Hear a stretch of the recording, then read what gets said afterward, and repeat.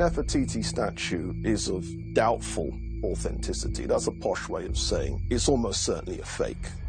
A number of scholars have come out quite recently.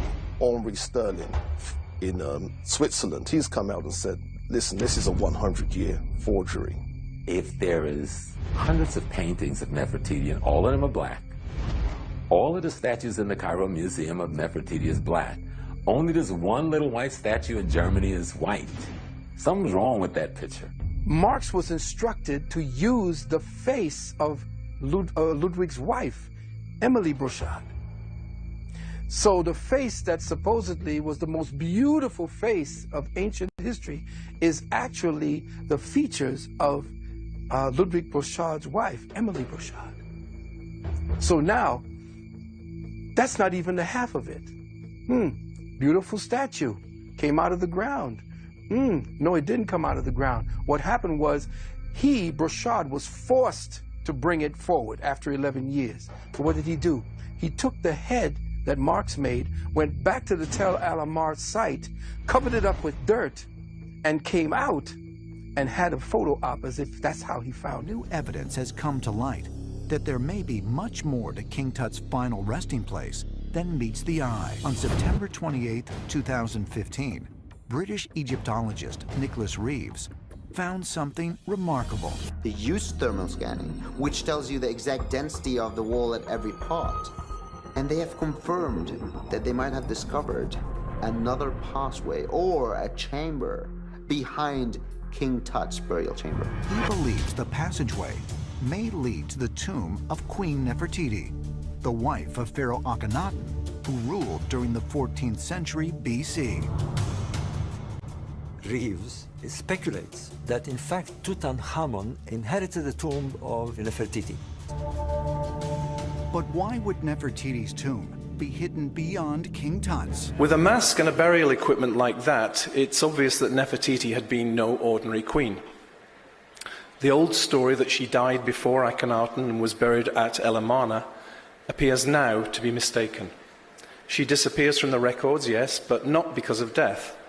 It was simply because she changed her name. Queen Nefertiti is thought to have played a huge role as the primary wife of Pharaoh Akhenaten, who ruled from 1352 BC to 1336 BC. Nefertiti and her husband imposed the single cult of sun god Aten during their reign. Some scholars believe she ruled after her husband's death. And if her remains are in Tutankhamun's tomb, it would be fitting. He was almost certainly her stepson, and some believe her son. Welcome back to Tapestry of Time. Today, we're diving into the captivating world of ancient Egypt to explore the life and legacy of one of its most enigmatic figures, Queen Nefertiti. Remember to hit that like button, subscribe, and ring the notification bell so you never miss our deep dives into history. Now let's unravel the mysteries of Nefertiti. Nefertiti, whose name means "the beautiful one has come," remains one of ancient history's most fascinating and debated figures.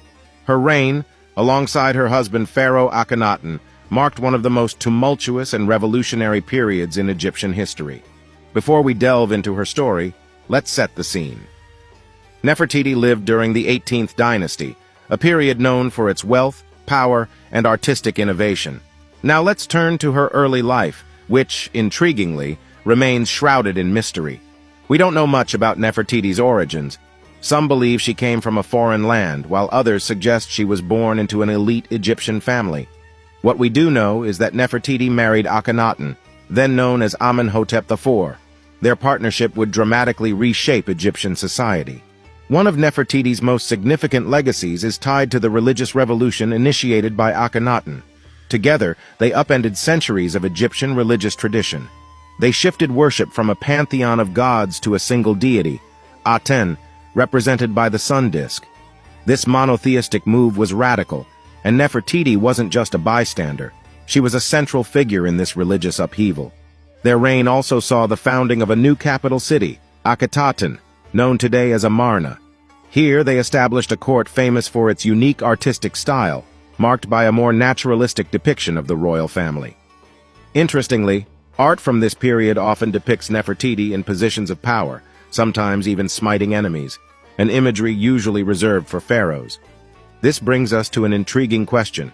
How influential was Nefertiti? Some Egyptologists argue she may have reigned as a pharaoh herself, possibly under the name Neferuaten. This theory remains a topic of hot debate among scholars, but it speaks volumes about her potential political clout. Now let's talk about her personal life, particularly her children and husband. Nefertiti and Akhenaten had 6 daughters, and their family life is frequently depicted in Amarna art, breaking with the tradition of royal aloofness. It's believed that Nefertiti played a significant role in raising and educating her daughters, inculcating them with their religious beliefs and political ideologies. One of her daughters, Ankhesenamun, would later marry her half-brother, the famous boy king, Tutankhamun. This connection to Tutankhamun further cements Nefertiti's lasting impact on Egyptian history. But what about Nefertiti's end? This, unfortunately, is where history gets murky. Records of Nefertiti after the 12th year of Akhenaten's reign become sparse. This has led to numerous theories. Did she fall out of favor? Did she die? Or did she become a co-regent, or even a sole ruler? Her tomb and mummy have never been conclusively identified, leaving her death an enduring mystery of ancient Egypt. Nefertiti's life story is a blend of power, religion, and intrigue, making her a subject of endless fascination. Her legacy is not just in the sands of Egypt, but in the world's collective imagination, symbolizing female power and beauty. The famous bust of Nefertiti, discovered in 1912, has become an icon of ancient beauty and power.